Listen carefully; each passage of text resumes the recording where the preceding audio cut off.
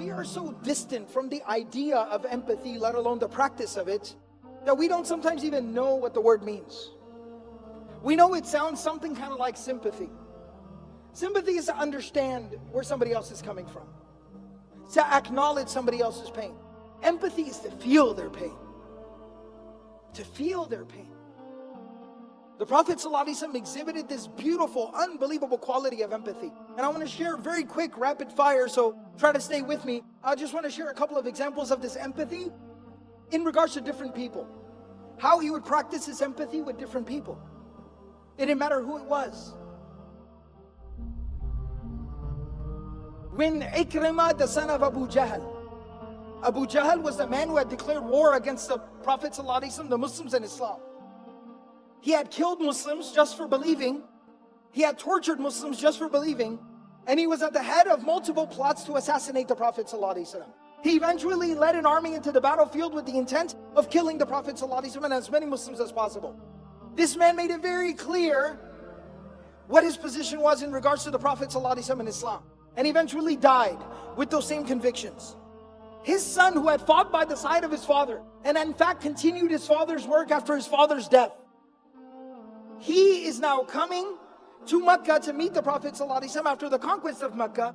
And the Prophet ﷺ, when he receives the news that Ikrima has entered Mecca and he's on his way to see you, the Prophet ﷺ turns to his companions and he says, his father's name was Amr bin Hisham, and they used to call him Abu Hakam because he was a leader of his people.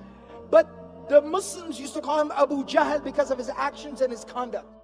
The Prophet ﷺ turns to the Muslims, the believers, and he says, Ikrima is coming, and I am hopeful that he will embrace and accept Islam.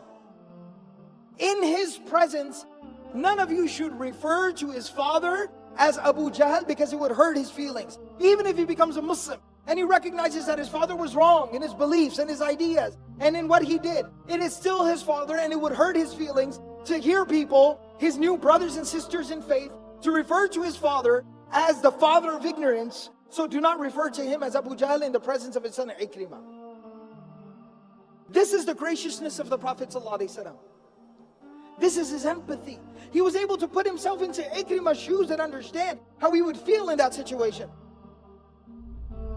One of the main conspirators against the Prophet ﷺ, the head of the munafiqun, the hypocrites in Medina, Abdullah bin Ubay bin Sulul, when his son comes to the Prophet ﷺ saying that my father has died, and I know that he was completely opposed to you, and he said terrible, reprehensible things about you, but he was my dad and I worry about him.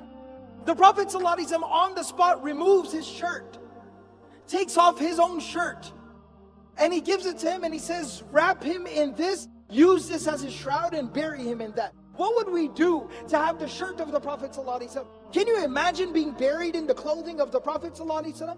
What an honor, what a blessing.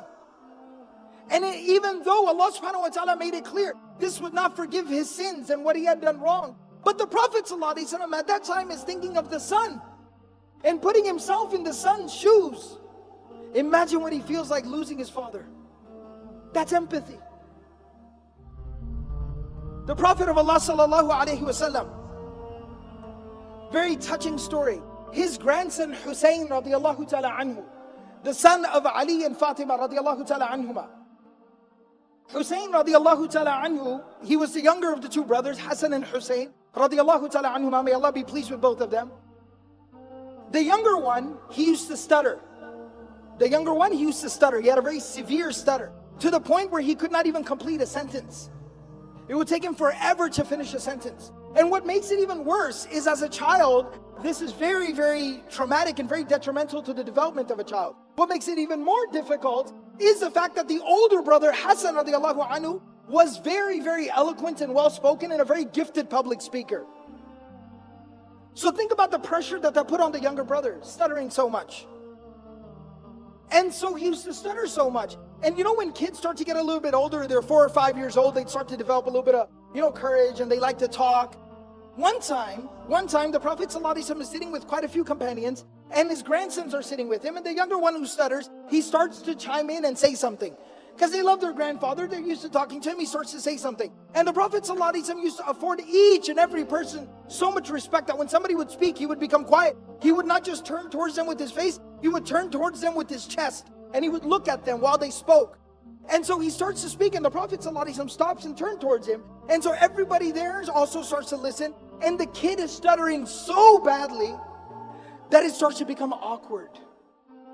And some of the people naturally, not viciously, not maliciously, some of the people naturally, they start to kind of exchange some glances, almost feeling bad for the kid, because he cannot even get through a single sentence. It starts to get really kind of like awkward.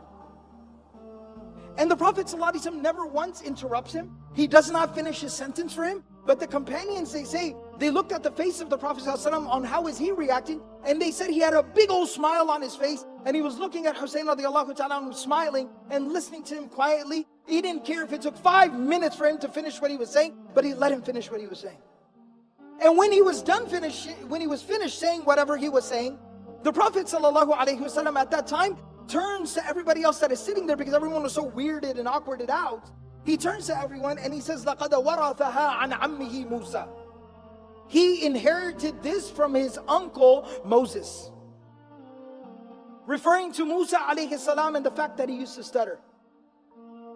That don't feel bad for him, envy him that he shares a trait with one of the great prophets of God, Musa alayhi salam. He turned that negative into a positive, putting himself in that child's shoes and realizing what he needed at that time. He needed love and support and acceptance for who he was, for however he was. And the last story about empathy that I'll share here is a very touching story. Bashir radiallahu ta'ala anhu, a companion of the Prophet ﷺ, he was an Ansari. He had gone out for one of the campaigns, the military expeditions. And when the Prophet ﷺ did not go on this particular journey, so when they would return back, he would go outside of Medina to welcome them back. And all the kids whose fathers had gone out, they would also go out there to welcome their fathers and their brothers and their uncles, etc. home. So they're out there and they're all waiting for people to come back. And as slowly everybody is coming back, and the Prophet ﷺ would wait, and then he would come at the back of the army. He would be at the end watching over everybody, the shepherd.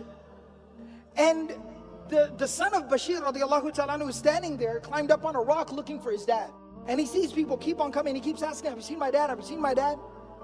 And he doesn't see his father. Finally, when he sees the Prophet ﷺ riding in the back, he realizes that means my father did not return. And he starts to cry. This child starts to cry because he realizes my dad isn't coming back home. He died. And the Prophet ﷺ stops. He's riding his animal. He stops and he picks him up and he hugs him and he continues to hold him until he stops crying. He calms down. And then he says to him, he says, أَمَا تَرْضَى أَنْ أَكُونَ أَنَا أَبَاكَ وَعَائِشَ أُمَّكَ. Don't cry, don't worry. If you need a father, I will be your father from today, and Aisha will be your mother from today. To embrace somebody else's child as your own. Empathy. And look how it beautifies a person's conduct and character. How it beautifies a person. This quality is central to the prophetic character.